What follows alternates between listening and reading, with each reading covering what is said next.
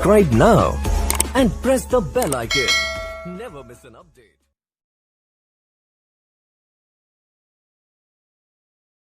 Hello दोस्तों, स्वागत है आप सबका स्टॉक रिसर्च यूट्यूब चैनल में। दोस्तों आज हम बात करेंगे यूपीएल लिमिटेड के बारे में। तो यूपीएल लिमिटेड देखें तो अभी करंट मार्केट प्राइस 708 है। ऑलमोस्ट 864 रुपीज़ का इसने जून में हाई बनाया था और तब से फिर से ये शेयर 800 रुपीज़ के ऊपर नहीं गया। पिछले एक महीने में देखें तो ये शेयर 6% जितना गिर चुका है। ओके, तो अपने हाई से काफ़ी ज़्यादा नीचे आ चुका है और एक ही रेंज में फंसा हुआ है। ओके, ऑलमोस्ट 700 से 740 रुपीज़ की रेंज में ये ऑलरेडी फंसा हुआ है। तो यहाँ से ऊपर कब जाएगा, कब फिर से यह 850 रुपीज़ के लेवल को क्रॉस करेगा। काफ़ी सारे लोग यहाँ पे 800 के ऊपर बाय करके काफ़ी लंबे टाइम से फंसे हुए, ऑलमोस्ट 2-3 महीने हो गए और फिर से उस प्राइस पे जा ही नहीं रहा। ओके, काफ़ी सारे लोग हाई पे ख़रीद के फंस जाते हैं। तो जो भी नए लोग हैं प्लीज़ चैनल को सब्सक्राइब कर दीजिए और भी किसी शेयर के बारे में जानना चाहते हैं प्लीज़ चैनल के नीचे कमेंट कीजिए। ओके, तो शेयर क्यों गिर रहा है, कब तेज़ी आएगी, इसके अंदर कहाँ पे सपोर्ट लेगा और कितना गिर सकता है और आपको इसके अंदर इन्वेस्टमेंट करना चाहिए कि नहीं, सारी बातें करेंगे। कंपनी के बारे में काफ़ी कुछ आपको डिटेल जानने को मिलेगी इस वीडियो में। डिटेल एनालिसिस कैसे करते हैं, चार्ट कैसे पढ़ते हैं, वो सब कुछ आपको सीखने को मिलेगा। तो जल्दी से चैनल को सब्सक्राइब कर दीजिए। और आपने अभी तक अगर टेलीग्राम चैनल ज्वाइन नहीं किया है तो आज भी निफ्टी में 50 पॉइंट की रैली हमको देखने को मिली थी। तो ऑप्शन ट्रेडिंग में ईजिली निफ्टी में 50 और बैंक निफ्टी में 100 पॉइंट ईजिली डेली हमारे मेंबर्स को ये अर्न कर रहे हैं। तो अगर बैंक निफ्टी में आपको 100 पॉइंट का प्रॉफिट होता है तो पर लॉट आपको 2500 का फ़ायदा हो सकता है। तो काफ़ी सारे मेंबर्स ऑलरेडी फ़ायदा उठा रहे हैं। तो आप भी टेलीग्राम चैनल ज्वाइन कर लीजिए, एकदम फ्री ऑफ कॉस्ट है, डिस्क्रिप्शन में लिंक है। और वहाँ पे डेली मॉर्निंग में जो लेटेस्ट न्यूज़ देता हूँ जिससे आप अपडेटेड रह सके शेयर मार्केट में, तो काफ़ी ज़्यादा फ़ायदा हो रहा है। जल्दी से टेलीग्राम ज्वाइन कर लीजिए।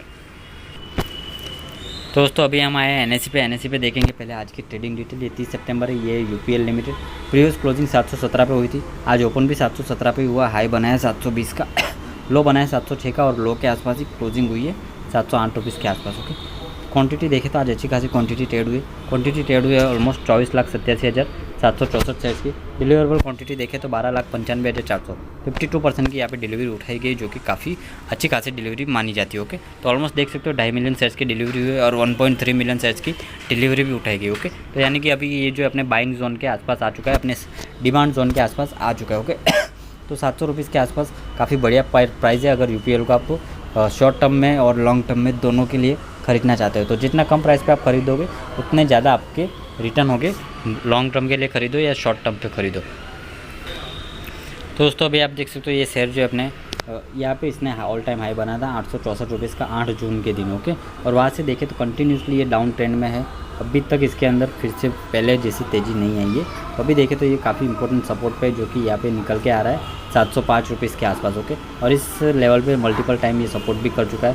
पहले भी इसके अंदर यहाँ पे 720 के आसपास सपोर्ट लेने की कोशिश की थी और फिर से 770 तक गया था, लेकिन वहाँ पे बायर्स ने इतना ज़्यादा प्रेशर नहीं दिया, इसकी वजह से फिर से नीचे आ गया। ओके, 770 से अभी नीचे आ चुका है। तो 770 इसके लिए रेजिस्टेंस पॉइंट बन चुका है। अभी देखें तो पहले यहाँ पे इसने 700 रुपीज़ के आसपास सपोर्ट लिया था, यहाँ पे फिर से ये सपोर्ट ले सकता है और अभी फिर से उसी लेवल के आसपास आ चुका है। ओके, तो 701 रुपीज़ का यहाँ पे जो सपोर्ट दिखाई दे रहा है आपको, 701 से 705 के बीच में आप सपोर्ट समझ लीजिए, 2-4 रुपये ऊपर नीचे हो सकते हैं, लेकिन 705 का लॉन्ग टर्म का काफ़ी बढ़िया सपोर्ट है जो कि मुझे नहीं लगता कि ब्रेक करेगा। अगर 700 रुपीज़ के आसपास आता है तो ये शेयर फिर से हम यहाँ पे छोटी क्वांटिटी में बाय कर सकते हैं और जो लोग एवरेज करना चाहते हैं वो भी कर सकते हैं। ओके, तो जो भी लोग अगर आप इस शेयर को खरीदते हो तो लॉन्ग टर्म के विज़न से खरीद सकते हैं। हो सकता है शॉर्ट टर्म में मार्केट क्रैश हो जाए, कोई भी बैड न्यूज़ आ जाए तो उसकी वजह से शेयर और नीचे आ जाए, लेकिन लॉन्ग टर्म में ये शेयर आपको काफ़ी अच्छा खासा फ़ायदा दे सकता है। ओके, तो जो भी खरीदी करे एक बार अपने फाइनेंशियल एडवाइजर से एडवाइस लेने के बाद ही करे। तो अब जानते हैं कंपनी के बारे में कुछ अच्छी डिटेल।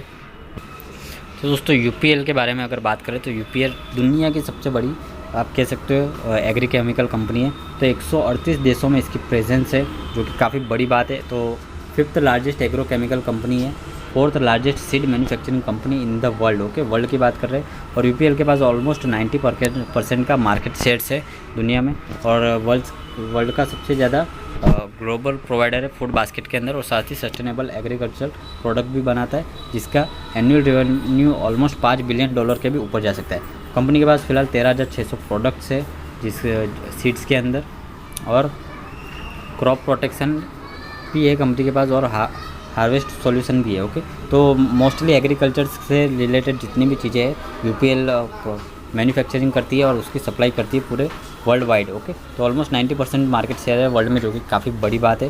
ओके, और यूपीएल के पास जो है 44 मैन्युफैक्चरिंग फैसिलिटीज़ है, जिसमें से 13 यूरोप में है, लैटिन अमेरिका में 10 है, नॉर्थ अमेरिका में 1 है और बाकी सारे दुनिया के अलग अलग कोने में है। ओके, वैसे तो इंडियन कंपनी है पर पूरी दुनिया में फैल चुकी है।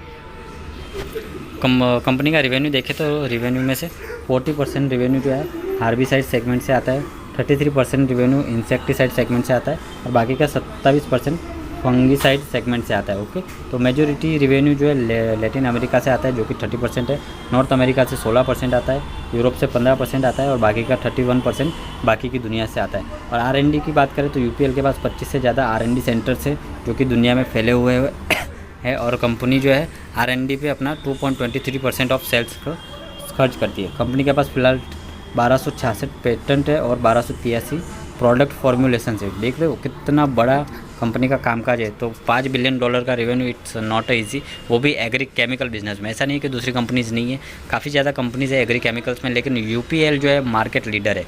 नॉट ओनली इंडिया, पूरे वर्ल्ड वाइड देखें तो UPL जो है मार्केट लीडर है एग्री केमिकल के अंदर। तो लॉन्ग टर्म में इसका रेवेन्यू और भी ज़्यादा बढ़ेगा, काफ़ी ज़्यादा कंपनी फ़ायदा दे रही है और पिछले 5 सालों से कंपनी जो है लगातार डिविडेंड की रकम भी बढ़ाती जा रही है। शेयर होल्डिंग पैटर्न देखें तो प्रमोटर के पास ऑलमोस्ट 28% की हिस्सेदारी है, म्यूचुअल फंड के पास 5% है, इंश्योरेंस कंपनी के पास 10% है, FIs 37% होल्ड करके बैठे हैं और पब्लिक के पास 18% की हिस्सेदारी। तो LIC के पास भी यहाँ पे 9% की हिस्सेदारी देख सकते हो, काफ़ी बढ़िया है और 738 FIs इसके अंदर इन्वेस्टेड है। जून क्वार्टर का रिजल्ट देखें तो नेट सेल्स 7,833 करोड़ थी पिछले साल जून क्वार्टर में, जो कि इस साल 8,500 करोड़ हो चुके, 8% की ग्रोथ दिखाई दे रही है। नेट प्रॉफिट देखें तो 551 करोड़ से बढ़ के 677 करोड़ हो चुका है, 22% की ग्रोथ नेट प्रॉफिट में दिखाई दे रही है और ये कंसोलिडेटेड नेट प्रॉफिट है। ओके, कंपनी के रिटर्न देखें तो पिछले 3 महीने में 10% गिर चुका है, 6 महीने में 12% के positive return, year to date में 52% की रिटर्न, 1 साल में 41% की रिटर्न, 2 साल में 18% प्लस है, 3 साल में 60%, 4 साल में 36%, 5 साल में 57% और 10 साल में 671% के रिटर्न। तो एक सस्टेनेबल ग्रोथ प्राइस आप कह सकते हो इसकी। सेल्स ग्रोथ देखें तो पिछले 1 साल में 8% बढ़ी है, 3 साल में 30% बढ़ी है, 5 साल में 22% बढ़ी है। प्रॉफिट ग्रोथ पिछले 1 साल में 58% बढ़ी है, 3 साल में कंपाउंडेड 18% और 5 साल में कंपाउंडेड 27% की प्रॉफिट ग्रोथ देख सकते हो। रिटर्न ऑन इक्विटी भी कंपनी ने ऑलमोस्ट 15 से 20% का मेंटेन करके रखा है, जो कि काफ़ी बढ़िया है। रिटर्न ऑन कैपिटल एम्प्लॉय थोड़ा सा कम है, लेकिन एग्री केमिकल के हिसाब से ठीक ठाक आप कह सकते हो। कंपनी का कंसोलिडेटेड नेट सेल्स देखें तो जून 2020 से अभी तक देखें तो क्वार्टर ऑन क्वार्टर बेसिस पे बढ़ा है, सिर्फ जून क्वार्टर में थोड़ी सी गिरावट हमको दिखाई दी थी। नेट प्रॉफिट भी देखें तो क्वार्टर ऑन क्वार्टर बढ़ता ही जा रहा है, सिर्फ जून क्वार्टर में थोड़ी सी हमको गिरावट यहाँ पे दिखाई दी है। और पिछले 5 सालों में कंपनी का रेवेन्यू काफ़ी ज़बरदस्त तरीके से बढ़ा। 2019 में इनका रेवेन्यू 21,000 करोड़ था और यहाँ पे ऑलमोस्ट 39,000 करोड़ होने ही वाला है, यानी कि डबल हो चुका है पिछले 2 सालों में। ओके, तो एग्री केमिकल में कंपनी लीडर है, उसका फ़ायदा कंपनी को ऑलमोस्ट होगा। नेट प्रॉफिट भी देखें तो पहले 1700 था, फिर 2000 करोड़ हुआ, फिर यहाँ पे 2019 में 1500 करोड़ था, 2020 में 1800 और अभी 2800 करोड़ हो चुका है, यानी कि पिछले 5 सालों में कंपनी का रेवेन्यू और प्रॉफिट दोनों डबल से ज़्यादा हो चुके हैं। तो दोस्तों फिलहाल कंपनी का मार्केट कैप 54,800 करोड़ है, पी वैल्यूएशन 18 है, रिटर्न ऑन इक्विटी 15% है, रिटर्न ऑन कैपिटल एम्प्लॉय 13% है। डेप्ट है कंपनी के ऊपर 25,000 करोड़ का, लेकिन उसके सामने एसेट भी है कंपनी के पास 69,000 करोड़ के। Number of equity share 76 crore है, अर्निंग पर शेयर 40 रुपये, काफ़ी बढ़िया है। फेस वैल्यू है 2 रुपये की, 52 वीक हाई एंड लो आपको बता चुका हूँ। डिविडेंड डील है 1.39% की। ओके, कंपाउंडेड सेल्स ग्रोथ पिछले 10 सालों में 21% है, 5 सालों में 22% है, 3 सालों में 31% है। कंपाउंडेड प्रॉफिट ग्रोथ पिछले 10 सालों में 19%, 5 सालों में 25% और 3 सालों में 13% है। ओके, तो ओवरऑल फंडामेंटल काफ़ी ज़्यादा स्ट्रॉन्ग है, कंपनी काफ़ी बढ़िया कामकाज करती है, वर्ल्ड वाइड नंबर 1 है कंपनी। प्रमोटर के पास 28% 3 सालों से होल्ड करके रखे हैं प्रमोटर। FIs के पास पहले 42% था, लेकिन अब 38% ही है। DIs के पास 8% था, जो कि डबल हो चुका है, 16% हो चुका है। और गवर्नमेंट के पास पहले थोड़ी सी होल्डिंग थी, लेकिन अब नहीं है। और पब्लिक के पास 18% एग्जिट दिखाई दे रही है। ओके, तो मेरे हिसाब से इसके अंदर आपको इन्वेस्ट करना चाहिए, क्योंकि प्राइस अभी इंट्रिंसिक वैल्यू के आसपास है। रिटर्न भी FD से अच्छे है, डिविडेंड कुछ खास नहीं देता, लेकिन एंट्री के लिए बहुत अच्छा टाइम है, क्योंकि ज़्यादा ओवरबॉट जोन में नहीं है और दूसरी कोई ASM लिस्ट में भी कंपनी का नाम अभी नहीं है। ओके, तो दोस्तों वीडियो पसंद आए लाइक कर दीजिए, चैनल पर पहली बार आए प्लीज़ सब्सक्राइब कर दीजिए।